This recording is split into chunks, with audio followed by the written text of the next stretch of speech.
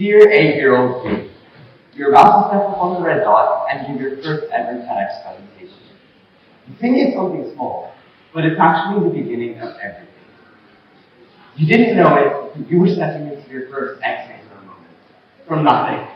No plan, no qualifications, just pure curiosity. You're about to go on a journey that will change your life. Hi everyone, I'm Adam El Rafey, and I'm 15 years old. I'm someone who believes that the future isn't built by waiting. It's built by following your curiosity and just starting, even if you have no idea where it's going. So, that little guy supposed to be there? Yeah, that's me, age 8, giving my first TEDx presentation, fittingly titled, Never Underestimate an 8-year-old. And I don't think that title goes just for show.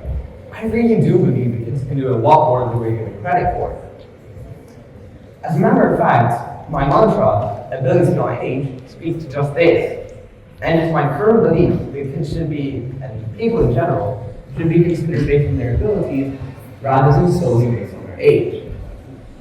Now since then, a lot has happened. I've become the youngest university student in UAE, having started at age 20.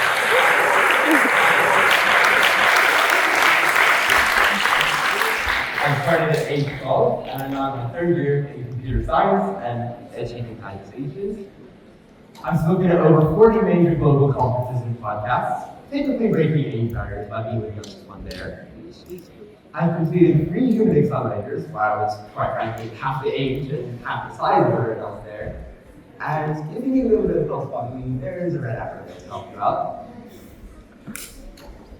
I've been named a Future 25 Under 25 Global Changemaker at the age of 11. And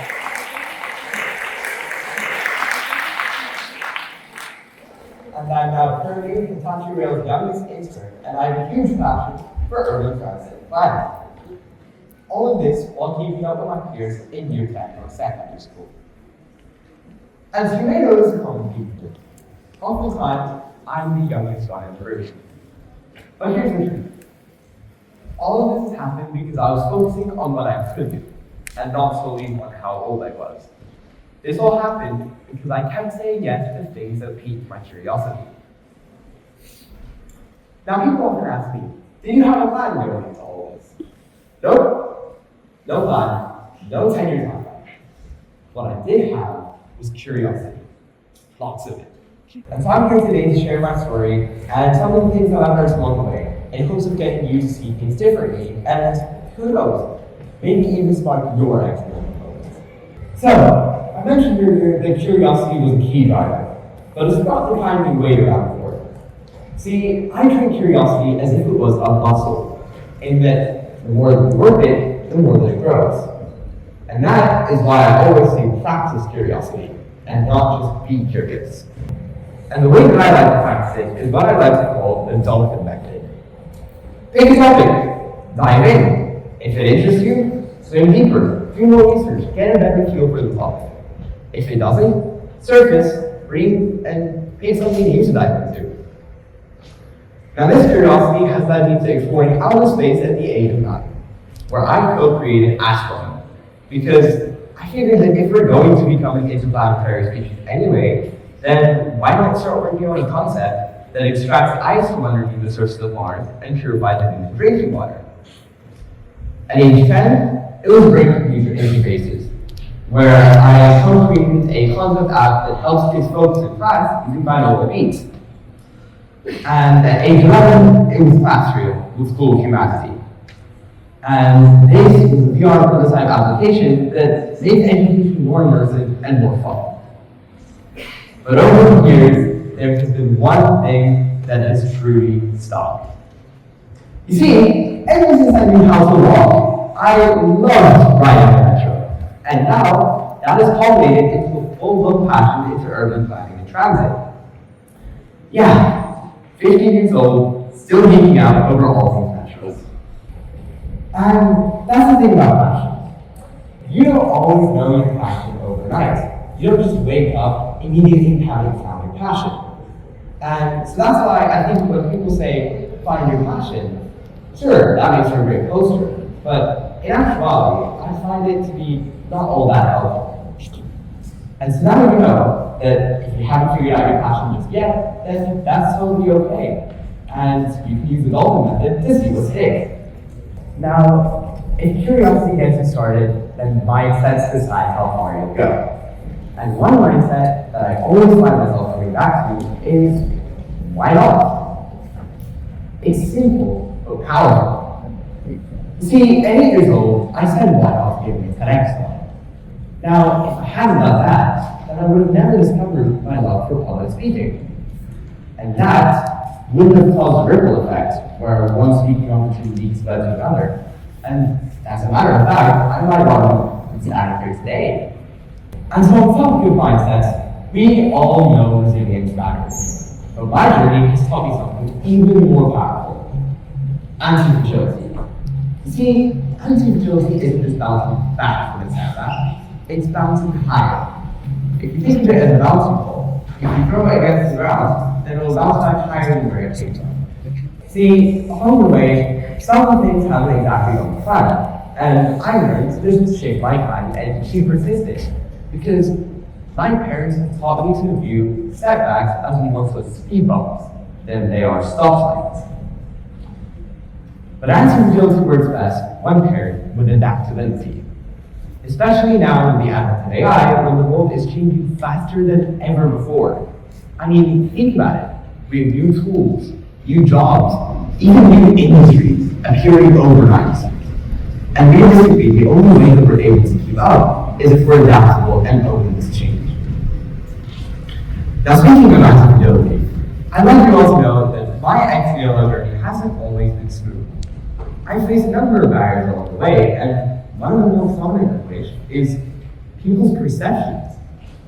You see, when you're younger than everyone, you're placed into the too young box. You're not really given the time of day, engagement and attention are surface level, and people dumb down answers. But when you keep persisting and you start breaking down these barriers, then you get put into the poor child must be pressured into, where people think that you want some kind of childhood and that you're forced to work or study all day.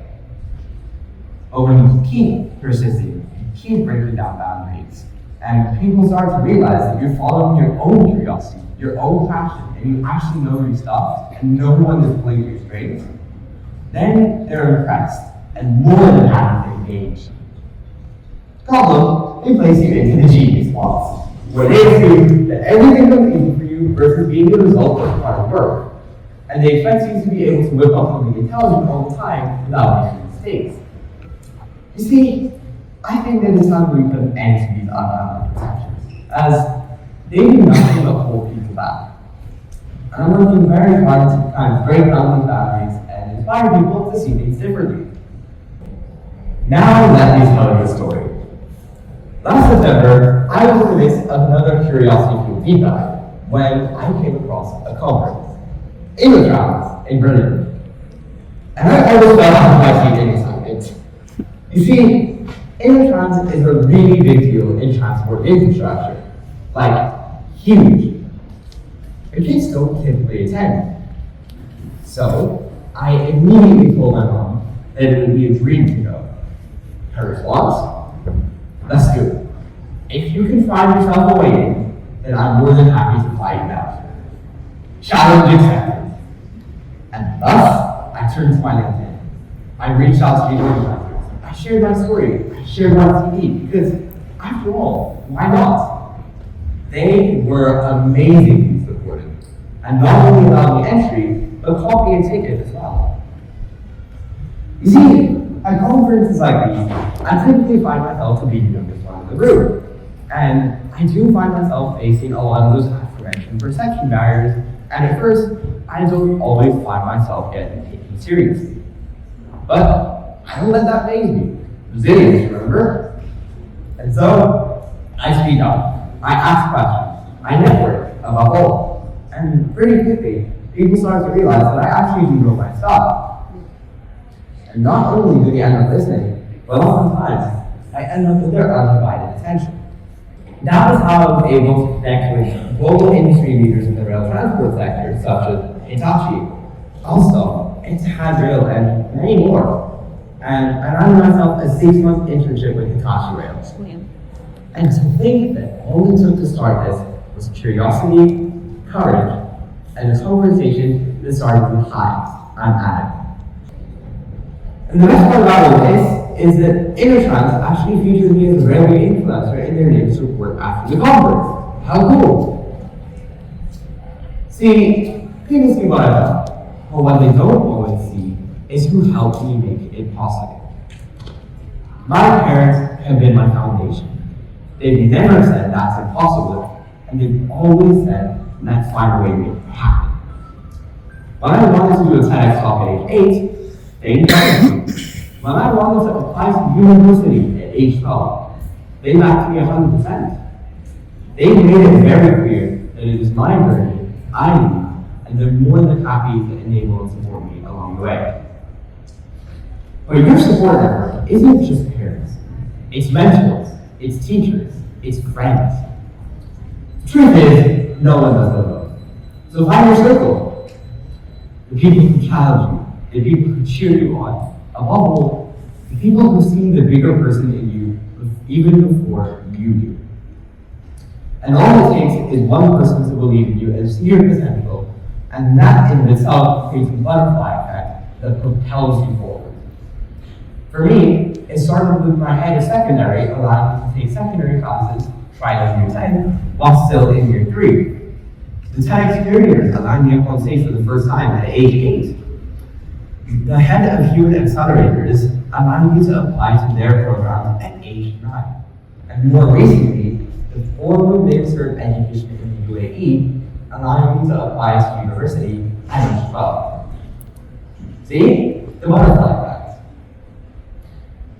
Now, speaking of being propelled forward, there is the subject of education. I learned a lot in classes, but I've learned just as much, maybe more, outside of it. Networking, real-world skills, future-forward subjects. I didn't learn this through multiple choice tests and memorization. I learned it through solving real-world problems at human accelerator programs. I learned it through internships with industry leaders. I learned it through projects, curiosity, and practical experience. And that is why I think we need to redesign the way that we do school. Now, I have spoken about this topic extensively in my other presentations, so I won't get into too many specifics today. But if we're serious about preparing our generation for the future, then the way that we build schools has to change. Education can't be stuck in the past. That means focusing on ability and not age, focusing on personalization rather than memorization, building the system on real-world projects with future-forward subjects in interdisciplinary thinking. And let's not forget to teach those essential mindsets. We need to teach kids to ask better questions and not just to find the right answer. And all this talk about education has actually reminded me of a funny story that I'd like to share with you all today. So, I started taking secondary science classes while I was still in primary school. And thus, let me tell you about the time that this little guy walked into his first year chemistry class. You see, at the time, I was in year 3, and that did make me quite very deep challenge compared to my peers, but I didn't let that phase me. I was so excited to finally be able to learn about the things I was curious about that, as a matter of fact, it didn't even register to me that I was walking into a room filled with new people that were double my age. I wasn't nervous at all. I was just curious. And so, I asked questions. I followed knowledge. I collaborated with everyone that I could, even if it means that I had to be listening to actually doing it. But I didn't let that phase me at all. See, people say I'm really great, but in actuality, I do this because I just wasn't raised to think that I could. And so if there's one thing that I'd like you to take away from my talk today, is this. If you're not sure where to start, just start. Practice curiosity, ask questions, say why not, find your support network, then dream big and give it a shot. And remember that ability, not age, is a two-way street.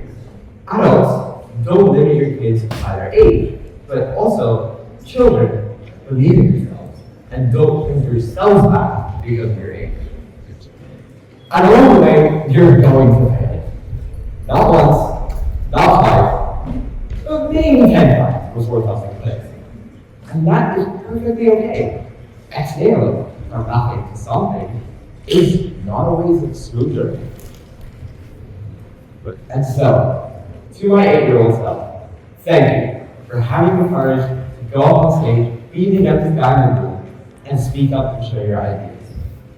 You didn't realize it just yet, but you are already living Ex-Nihilo, creating something extraordinary and nothing but pure curiosity. And to everyone else in the room here today, your beginnings may not look big now or goal changing. However, take that first step. Send that email. Begin that idea. Whatever it may be, start that thing. Because what looks like nothing to the world may be the beginning of everything for you. My name is Adam El Rafey. I'm 15 years old, and I'm just getting started.